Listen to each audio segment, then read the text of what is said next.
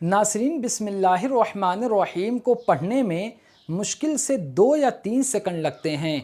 لیکن ان 2 یا 3 سیکنڈ میں آپ سوچ بھی نہیں سکتے کہ اللہ تبارک و تعالی آپ کو کتنی نیکیاں عطا فرماتا ہے، فرشتے آپ کے نامہ اعمال میں کتنی نیکیاں لکھتے ہیں اور کتنے گناہ آپ کے معاف ہوتے ہیں۔ ساتھ میں اللہ تبارک و تعالی بسم اللہ الرحمن الرحیم کو پڑھنے کی برکت سے آپ سے کتنی بلاؤں اور مصیبتوں کو دور کر دیتا ہے۔ ان ساری باتوں کو آج میں آپ کو کافی تفصیل اور اچھے طریقے سے سمجھانے والا ہوں۔ السلام علیکم ورحمۃ اللہ وبرکاتہ۔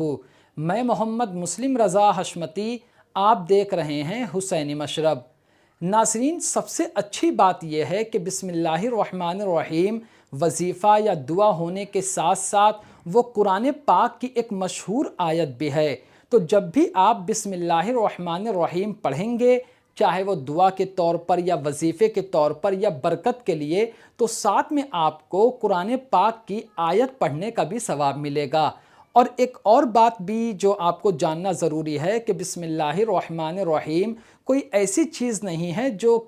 کسی کو یاد کرنا مشکل ہو۔ مسلمان کا چاہے وہ بڑا آدمی ہو، چھوٹا ہو، یہاں تک کہ بچوں کو بھی بسم اللہ الرحمن الرحیم یاد ہوتا ہے۔ اب میں آپ کے سامنے بسم اللہ الرحمن الرحیم پڑھنے کے وہ فائدے بیان کرنے والا ہوں جو شاید آپ نے پہلے کبھی سنے ہوں گے۔ آپ ایک ایک کر کے ان سارے فائدوں کو غور سے سنیں اور اپنی دنیا اور آخرت کو سنوارنے کی کوشش کریں۔ فائدہ نمبر 1، عذاب سے حفاظت کا طریقہ۔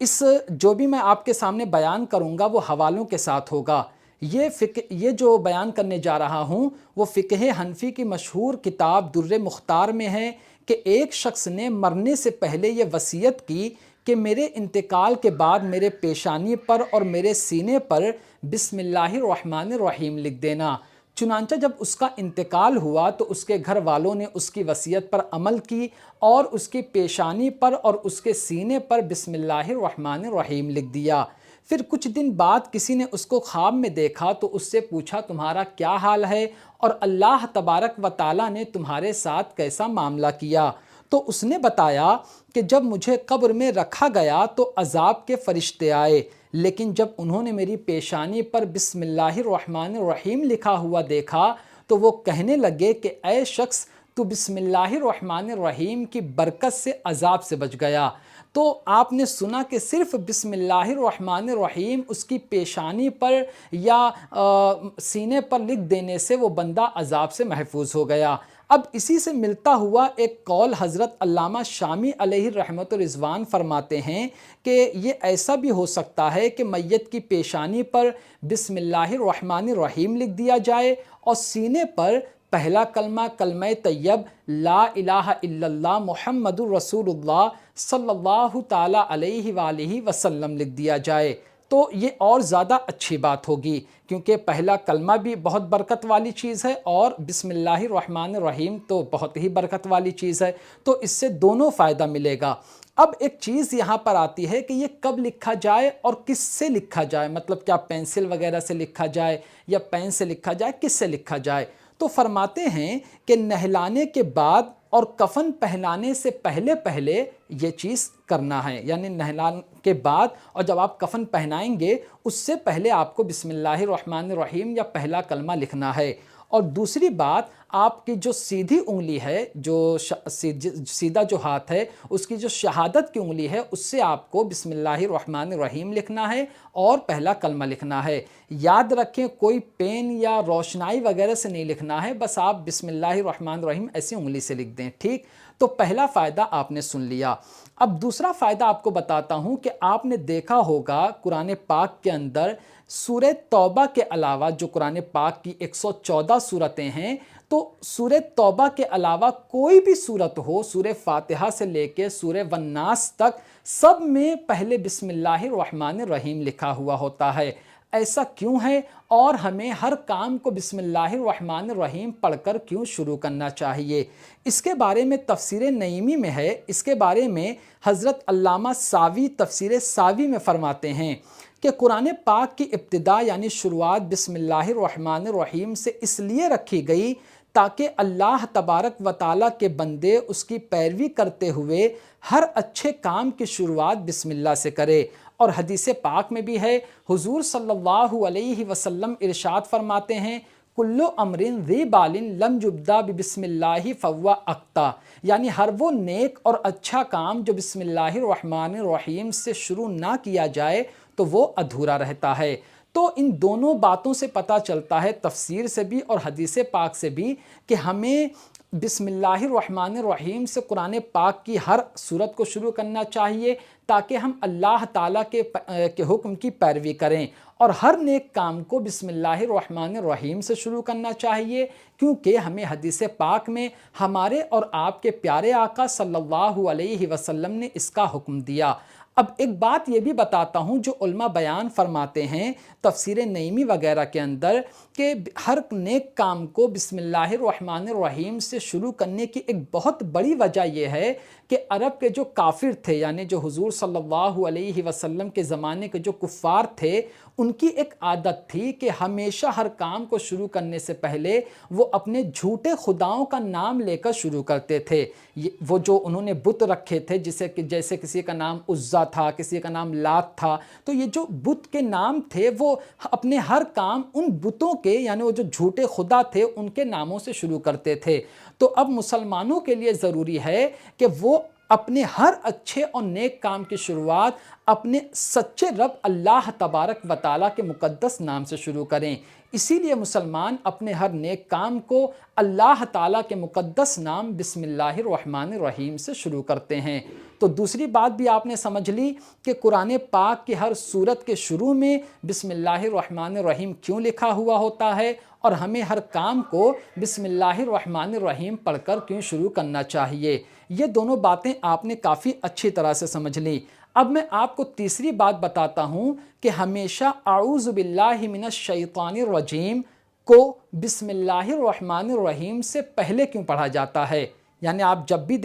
آپ نے دیکھا ہوگا کسی حضرت کو یا خود آپ بھی پہلے اعوذ باللہ من الشیطان الرجیم پڑھتے ہیں، بعد میں بسم اللہ الرحمن الرحیم پڑھتے ہیں، ایسا کیوں؟ تو اس بارے میں تفسیر نعیمی میں ارشاد فرماتے ہیں کہ اعوذ باللہ من الشیطان الرجیم میں برے عقائد اور برے اعمال سے پرہیز یعنی بچنا ہے، اور بسم اللہ الرحمن الرحیم میں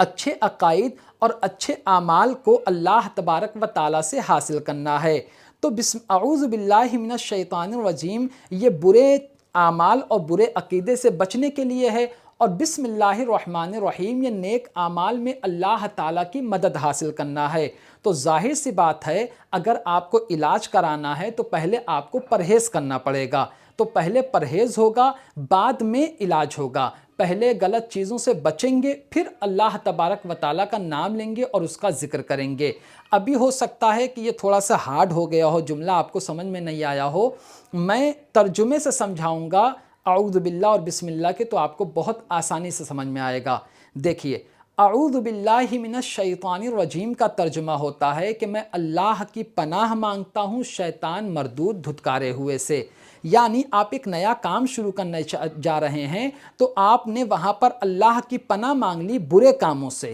اور پھر آپ ایک نیا کام شروع کرنے جا رہے ہیں تو اب آپ پڑھتے ہیں بسم اللہ الرحمن الرحیم، اللہ کے نیک نام سے شروع، ٹھیک ہے نا؟ تو اب بات سمجھ میں آئی۔ پہلے ہم بری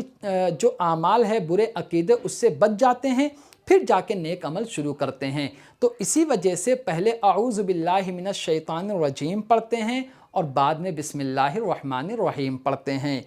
ایک اور بات آپ کو بتاتا ہوں، تفسیر روح البیان شریف میں یہ حدیث قدسی ہے، بہت پیاری حدیث پاک ہے، آپ غور سے سننا، ایمان تازہ ہو جائے گا آپ کا۔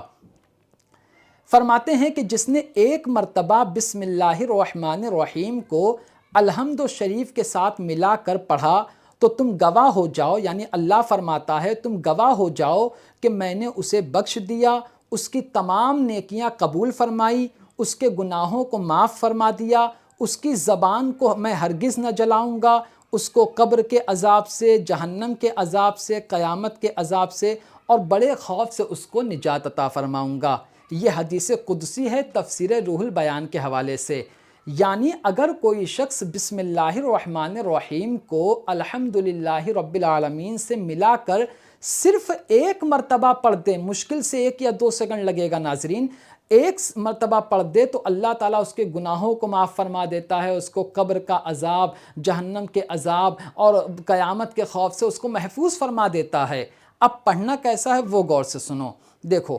بسم اللہ الرحمن الرحیم الحمدللہ رب العالمین ہم لوگ ایسا پڑھتے ہیں، آپ نے بھی سنا ہوگا، لیکن یہاں کیا بتانا چاہ رہے ہیں کہ آپ ایسا پڑھو بسم اللہ الرحمن الرحیم الحمدللہ رب العالمین، یعنی جو بسم اللہ کا آخری میم ہے اس کو آپ ملائیں گے الحمد کے الف لام سے، ٹھیک ہے؟ جو لوگ ہجے کرتے ہیں ان کو معلوم ہوگا یہ، ٹھیک؟ دیکھیے بسم اللہ الرحمن الرحیم الحمدللہ رب العالمین، پھر سے سنو، مطلب یہ جو آخری ورڈ ہے نا الحمدللہ رب العالمین، آپ کو ایسے پڑھنا ہے۔ ایک مرتبہ اچھے طریقے سے پڑھ کے بتا دیتا ہوں، بسم اللہ الرحمن الرحیم الحمدللہ رب العالمین، بسم اللہ الرحمن الرحیم الحمدللہ رب العالمین۔ تو آپ ایسا پڑھنے کی عادت بنا لیں گے، پھر تو آپ سوچ بھی نہیں سکتے کہ آپ کو 2 یا 3 سیکنڈ کے اندر کتنی ہزار نیکیاں ملیں گی۔ اب ایک ایسی بات بتاؤں گا جو شاید کہ آپ نے پہلے کبھی کسی سے سنا ہوگا۔ دیکھیے تفسیر نعیمی میں ہے کہ اللہ تبارک و تعالیٰ کے 3000 نام ہیں، 1000 نام ایسے ہیں جن کو فرشتوں کے علاوہ کوئی نہیں جانتا،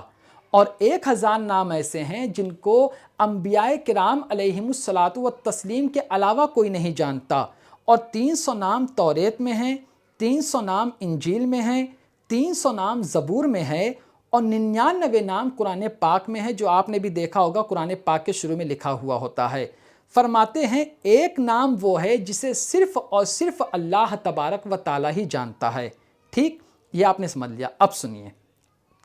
فرماتے ہیں لیکن بسم اللہ الرحمن الرحیم میں اللہ تعالیٰ کے جو 3 نام آئے ہیں، یعنی اللہ، رحمان، رحیم، دیکھیے آپ پڑھتے ہیں نا بسم اللہ الرحمن الرحیم تو 3 نام آئے، اللہ، رحمان، رحیم۔ تو فرماتے ہیں کہ بسم اللہ الرحمن الرحیم میں جو 3 نام آئے ہیں، اللہ، رحمان، رحیم، ان 3 ناموں میں ان 3000 ناموں کے معنی پائے جاتے ہیں۔ غور سے سننا، ان 3 ناموں میں، اللہ، رحمان، رحیم میں ان 3000 ناموں کے معنی پائے جاتے ہیں، اور جو شخص ان 3 ناموں کو اپنے رب تبارک و تعالیٰ ان 3 ناموں کو یاد کر کے اللہ تعالیٰ کی بارگاہ میں دعا کرے، یاد کرے گا، تو اس کو ان 3000 ناموں کی برکت حاصل ہوگی، اور ان 3000 ناموں کو پڑھنے کا ثواب بھی ملے گا۔ ایک بات یاد رکھیے گا، میں آپ کو جو بتانے جا رہا ہوں، دیکھیے کتنی آسان بات ہے۔ آپ بسم اللہ الرحمن الرحیم پڑھیں گے تو ظاہر سی بات ہے آپ تینوں نام کو پڑھ لیں گے، یا آپ ایک وظیفہ بنا لیجئے، چلتے پھرتے اٹھتے بیٹھتے، یا اللہ یا رحمان یا رحیم، یا اللہ یا رحمان یا رحیم۔ تو اس سے کیا ہوگا، آپ پڑھیں گے 3 نام، لیکن آپ کو 3000 نام اللہ تعالیٰ کے پڑھنے کی برکت حاصل ہوگی، اور آپ دعا بھی کر سکتے ہیں، یا اللہ یا رحمان یا رحیم میرے کام کو بنا دے، یا اللہ یا رحمان یا رحیم اس نام کی برکت سے میری پریشانی کو دور کر دے، آپ یہ بھی کر سکتے ہیں، ٹھیک؟ اب ایک آخری بات بتاتا ہوں بسم اللہ الرحمن الرحیم کی۔ بستان العارفین کے حوالے سے ہے کہ حضور صلی اللہ تعالیٰ علیہ وسلم نے ارشاد فرمایا، جو شخص کھانے کے ہر نوالے پر بسم اللہ الرحمن الرحیم پڑھے گا تو قیامت کے دن اس سے اس کھانے کا حساب نہیں لیا جائے گا۔